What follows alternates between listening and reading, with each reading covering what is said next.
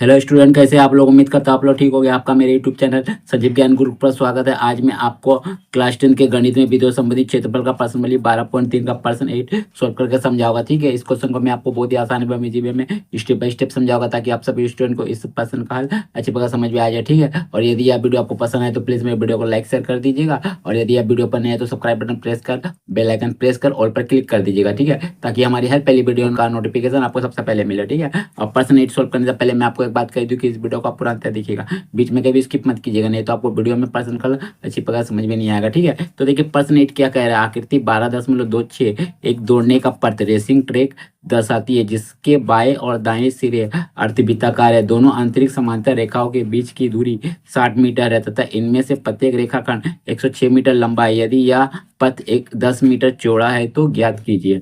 पहला भाग क्या बोला गया आपका, पथ के आंतरिक किनारों के अनुदिश एक पूरा चक्कर लगाने में चली गई दूरी, और दूसरा भाग बोला है पथ का क्षेत्रफल निकालना। ठीक है, तो देखिए मैंने आकृति आपका 12.26 बना लिया है। ये देखिए आकृति। ठीक है, और प्रश्न में आपका क्या कहाँ गया है, देखिए प्रश्न में कहाँ गया है। आकृति 12.26 दौड़ने का पथ रेसिंग ट्रैक दर्शाती है। देखिए ये जो आपका आकृति है, एक क्या है, ये आपका एक रेसिंग ट्रैक है। ठीक है, दौड़ने का एक पथ है जो दर्शा रही है। ठीक है, और बोला गया है जिसके बाएं और दाएं सिरे अर्धवृत्ताकार है। देखिए इसका बायां और दायां सिरा देखिए अर्धवृत्ताकार है। ठीक है, तो इसको हम लोग क्या करते हैं, तो इसको हम लोग कुछ इस प्रकार मिला लेते हैं। ठीक है, चलिए इस प्रकार मिला लेते हैं। चलिए यहाँ पे मिला लेते हैं।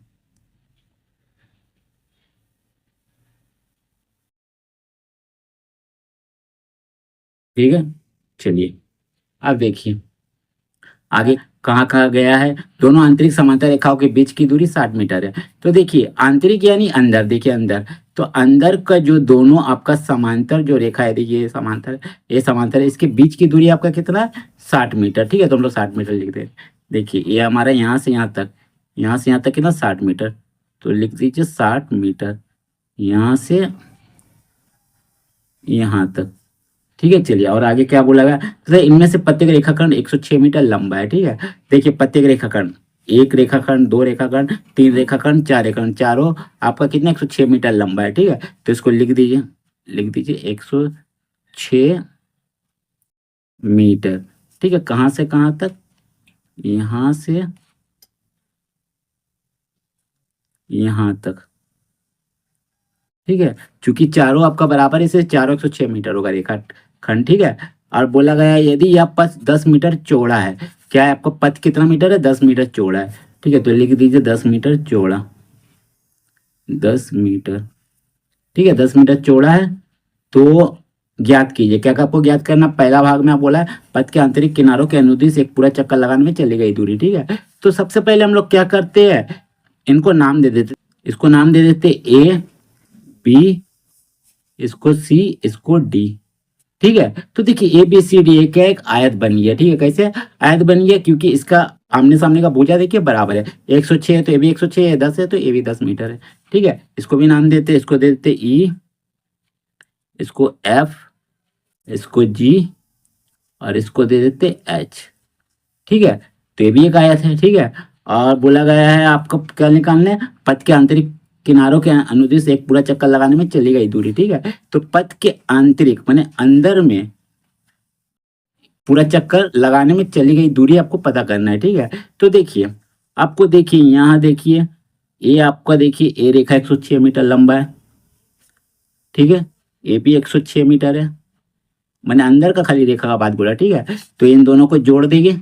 ठीक है, तो 206 मीटर हो जाएगा। उसका बाद देखिए यहाँ तो देखिए दो अर्धवृत्त है, एक अर्धवृत्त यहाँ, एक अर्धवृत्त ये भी क्या छोटा है, बड़ा नहीं है। देखिए बड़ा आपका बाहर है, बड़ा को हमको ध्यान में नहीं रहेगा, अभी हमको खाली आंतरिक का बारे बोला है। ठीक है, देखिए सवाल में आंतरिक किनारों की। ठीक है, तो हम किनारे का बात कर रहे हैं, तो दो दो किनारे मिल 106 मीटर, 6 मीटर, और दो आपका छोटा अर्धवृत्त है। ठीक है, तो देखिए यहाँ से यहाँ तक एक छोटा अर्धवृत्त है, इसकी परिधि, और यहाँ से यहाँ छोटा अर्धवृत्त इसकी परिधि, तो दो अर्धवृत्त है, इसीलिए 2 गुने अर्धवृत्त की परिधि निकालेंगे, और हम लोग क्या करेंगे, इससे जोड़ देंगे इन दोनों किनारों से 106 मीटर 106 मीटर, तीनों को जोड़ देंगे तो हमारा पता चल जाएगा कि आपका पथ के आंतरिक किनारों के अनुदिश एक पूरा चक्कर लगाने में चली गई दूरी। ठीक है, तो चलिए और हम लोग क्या करेंगे, अर्धवृत्त की परिधि निकालेंगे, क्योंकि हमें दूरी निकालने बोला है, यानी आपके लंबाई। ठीक है, चलिए तो सबसे पहले जो दिया उसको हम लोग लिख लेते हैं, ठीक है। तो लिखते हैं, चलिए तो लिखते हल, लिखते हैं दिया है, क्या दिया गया है आपका, दोनों आंतरिक समांतर रेखाखंड खंडों के बीच की दूरी, बीच की दूरी, ठीक है, आपको दिया हुआ 60 मीटर, ठीक है, लिख दीजिए। फिर आगे बोला गया है प्रत्येक रेखाखंड की लंबाई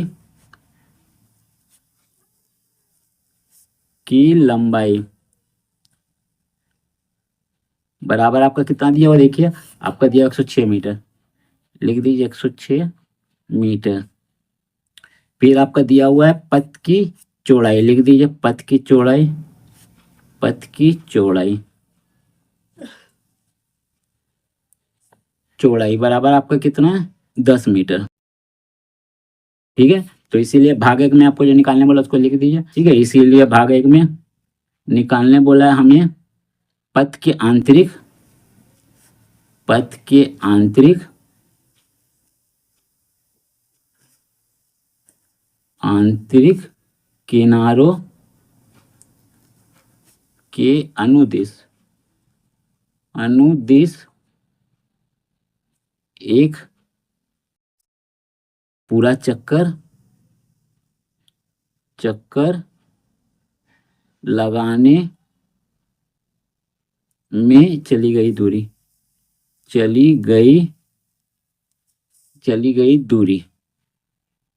तो कैसे निकलेगा, आपको क्या करिएगा, बीसी के बीच की दूरी, बीसी की दूरी, उसके बाद ई एच की दूरी, आंतरिक का बात हुआ इसलिए, ठीक, अंदर वाला किनारा, ई एच की दूरी जोड़ेंगे ना, जोड़ना है, ई एच की दूरी, ठीक है।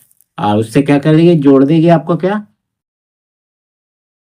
दो छोटे अर्ध वृत्तों की परिधि, ठीक है,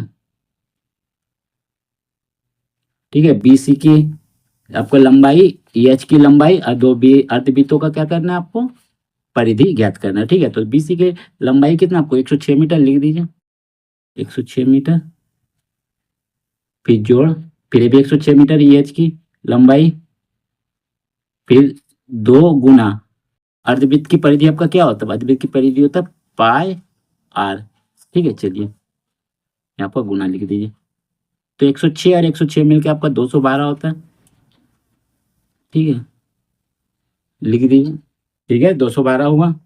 और फिर करिएगा जोड़, 2 गुना पाई का मान 22/7 और गुना आर हमारा क्या हो जाएगा, देखिए आर को समझिए, देखिए ये छोटा आपका अर्धवृत्त है, तो देखिए यहाँ से यहाँ तक आपका क्या व्यास है, देखिए 60 मीटर, तो ये आपका केंद्र है, तो यहाँ से यहाँ का त्रिज्या हो जाएगा, मैंने व्यास का आधा त्रिज्या होता है यानी 30 मीटर, यहाँ से यहाँ तक, ठीक है, लिख दीजिएगा 30 मीटर।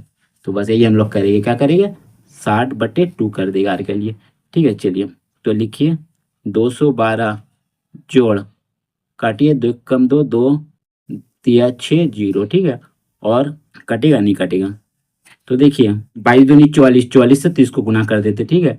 तो देखिए 30 गुना 44, 4 0 0, 4 तिया 12, वही हो जाएगा 4 0 0, 4 तिया 12, तो 0 2 2 और 1 3, 1 का 1, 1 3 2 0 और बट्टे नीचे 7, ठीक है। चलिए यहाँ कुछ नहीं, मैंने 1 है, चलिए अब क्या करिएगा, एलसीएम लीजिए, 7 1 का 7 ही आएगा, 1 से 7 को भाग दिया 7, 7 को 212 से गुना कीजिएगा, 212 गुना 7, ठीक है, कर देता हूँ, देखिए 7 दूनी 14 का 4 में बचे, एक 7 एकम 7 और 1 8, 7 दूनी 14, 1484, 1484 जोड़, 7 को 7 से भाग दिए, एक को 1320 से गुना की, हुई आएगा आपका 1320, लिख दीजिए। चलिए आप दोनों को जोड़िएगा, ठीक है, यहाँ जोड़ दीजिए, 1320 को जोड़ दीजिए, तो आपका कितना आ जाएगा 4 8 2 10 का 0 में 4 1 4 3 7 और 1 8 1 और 1 2 2804 बाई 7 क्या हो जाएगा मीटर। और ये मीटर ही रहेगा क्योंकि आपको दूरी निकालना है, ठीक है। आपकी लंबाई ये दूरी निकालना है, ठीक है, इसलिए मीटर में रहेगा। अगर हम लोग क्षेत्रफल निकालते तो स्क्वायर लगाते, ठीक है, तो मीटर ही रहेगा। तो ये आपका पहला भाग का आंसर हो जाएगा, ठीक है। दूसरा भाग का प्रश्न का हल करेंगे, ठीक है। तो दूसरा भाग देखिए आपका क्या बोला, पर्त का क्षेत्रफल निकालना है, ठीक है। तो चलिए हम लोग पर्त का क्षेत्रफल निकालते हैं, लिखते हैं। चलिए लिखिए दूसरा भाग पर्त का क्षेत्रफल, पर्त का क्षेत्रफल, ठीक है। तो देखिए पर्त का क्षेत्रफल कैसे निकलेगा आपको, आप समझिए, ठीक है। तो देखिए पर्त यानी ये आपका जो चारों तरफ आपका है, इसका आपको क्षेत्रफल निकालना है रेसिंग ट्रैक का, ठीक है। तो पर्त का क्षेत्रफल कैसे निकला, देखिए यहाँ से यहाँ एक आयत है और यहाँ से हम ये एक आयत है, ठीक है। तो ए बी सी डी आयत का क्षेत्रफल जोड़ ई एफ जी एच आयत का क्षेत्रफल, और इन दोनों आयत का क्षेत्रफल को जोड़ने के बाद हम लोग क्या करेंगे, ये देखिए ये आपका क्या है, इसका क्षेत्रफल निकालेंगे, ठीक है। इसका क्षेत्रफल कैसे निकलेगा आपका, देखिए जो बड़ा अर्धवृत्त है उससे हम लोग क्या करेंगे, छोटे अर्धवृत्त को घटा देंगे, तो इस भाग का क्षेत्रफल निकल जाएगा, ठीक है। और इसका भी इसी प्रकार निकल जाएगा, ठीक है। और जब इस भाग दोनों भाग का क्षेत्रफल निकल जाएगा उसको हम लोग 2 से गुना कर देंगे, और गुना करने के बाद जो आएगा मान उसको हम लोग इन दोनों आयतों के क्षेत्रफल में से जोड़ देंगे, तो आपका टोटल पता चल जाएगा कि पथ का क्षेत्रफल कितना है, ठीक है। तो चलिए बस हम लोग ये लिखते हैं, तो लिखते इसीलिए आयत ए बी सी डी का क्षेत्रफल, फिर जोड़ आयत ई एफ जी एच का क्षेत्रफल, ठीक है। फिर जोड़ 2 गुना बड़े अर्धवृत्त का क्षेत्रफल घटाव छोटे अर्धवृत्त का क्षेत्रफल, अर्धवृत्त का क्षेत्रफल, ठीक है। बड़े अर्धवृत्त के क्षेत्रफल से छोटे अर्धवृत्त का क्षेत्रफल घटा दीजिएगा तो आपको पता चल जाएगा, ठीक है। तो चलिए, तो आयत का क्षेत्रफल क्या होता है, आयत का क्षेत्रफल होता है लंबाई गुने चौड़ाई। तो लंबाई हमारा क्या है, लंबाई हमारा है 106 मीटर, चौड़ाई है 10 मीटर, ठीक है। तो लिख दीजिए 106 गुना 10, फिर जोड़ आयत ई एफ जी एच का भी क्षेत्रफल ये होगा, लंबाई 106 है और चौड़ाई आपका 10 है, ठीक है। ये भी आपका 10 होगा क्योंकि ये 10 है, तो ये भी 10 ही है, ठीक है। तो 10 मीटर, ठीक है। तो लिख दीजिए 106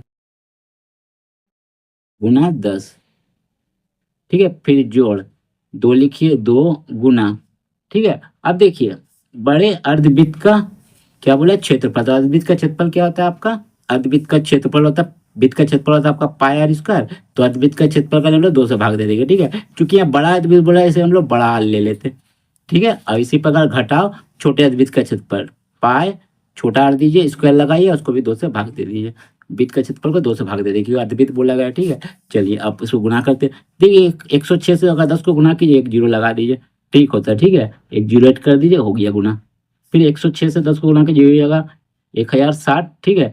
फिर जोड़ 2 गुना, अब चलिए इन दोनों तरफ से हम लोग क्या करते हैं, एलसीएम लेते हैं, 2 2 का एलसीएम लीजिएगा, 2 आएगा, तो पाई आर स्क्वायर, दोनों जब नीचे सेम होता है ऊपर वाला आपका क्या होता है, सेम उतर जाता है, ठीक है, भिन्न का घटाव में। फिर यहाँ पाई आर का स्क्वायर, चलिए इस दो को काट दीजिए, ठीक है, गुना में है बोले कट सकता है, चलिए अब लिख दीजिए 106 जोड़ 106, फिर जोड़, अब देखिए दोनों तरफ आपका पाई पाई है तो कॉमन ले लीजिए पाई को, ठीक है। बच्चा बड़ा आर, आर का स्क्वायर, अब देखिए बड़े अर्धवृत्त की त्रिज्या आपका कितना होगा, देखिए ये आपका व्यास है, ठीक है, बड़ा अर्धवृत्त है तो व्यास आपका यहाँ से यहाँ तक पूरा होगा, और ये आपका व्यास है तो यहाँ से यहाँ तक आपका त्रिज्या होगा। तो यहाँ से यहाँ तक देखिए 30 था, 30 मीटर था, और यहाँ 10 मीटर, तो 30 और 10 मिलके 40 मीटर, ठीक है। तो 40 मीटर आपका हो जाएगा, तो लिखिए 40 का स्क्वायर, ठीक है। फिर माइनस, और छोटा वृत्त का हमारा कितना था, 30 था, ठीक है। देखिए 30 यहाँ से यहाँ तक लिख दीजिए, त्रिज्या 30 मीटर, ठीक है। स्क्वायर। चलिए अब क्या कीजिएगा, देखिए इन दोनों को जोड़ेगा तो 200 आपका 12 आएगा। ठीक है, फिर जोड़ पाई का मान रखिए 22/7। ठीक है, अब इन दोनों को देखिए, ये आपका एक फॉर्मूला में नजर आ रहा है। ठीक है, ये देखिए आपका फॉर्मूला में नजर आ रहा है किसका, ए स्क्वायर माइनस बी स्क्वायर का फॉर्मूला में। ठीक है, इस फॉर्मूला में देख लीजिए, यहाँ लिख देता हूँ। ठीक है, ए स्क्वायर माइनस बी स्क्वायर।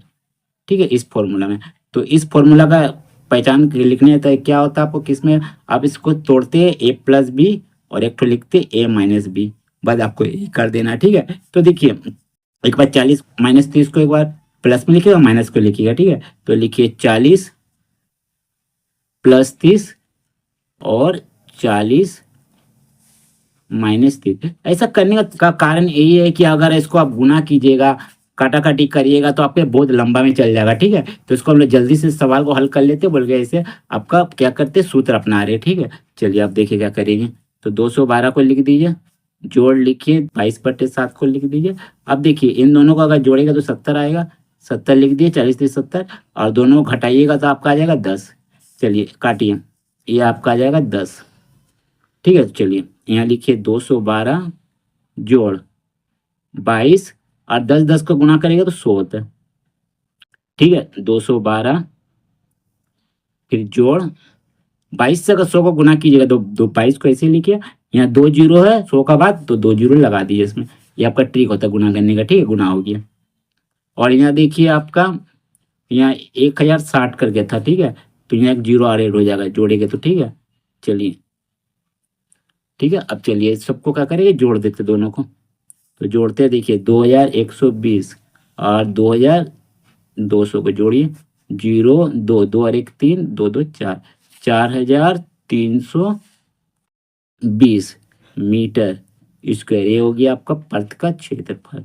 ये आपका आंसर हो गया। ठीक है, तो उम्मीद करता हूँ आपको पता चल गया होगा कि पथ का क्षेत्रफल कैसे निकाला जाता है। ठीक है, आपको समझ में आ गया होगा फिर पूरा। ठीक है, पथ का क्षेत्रफल कैसे निकला। ठीक है, तो उम्मीद करता हूँ आपको मेरा यह वीडियो पसंद आया होगा। यदि आपको मेरा यह वीडियो पसंद आया तो प्लीज़ मेरे वीडियो को लाइक से सब्सक्राइब कर दीजिएगा, और यदि आपको वीडियो समझने में कोई कष्ट आता है तो मुझे कमेंट कर सकते हैं, और यदि आपने इससे पिछले देखा वीडियो नहीं देखा तो अपने डिस्क्रिप्शन के पेज पर जाकर देख सकते हैं। ठीक है, तो फिर मिलते हैं एक नए वीडियो के साथ। धन्यवाद।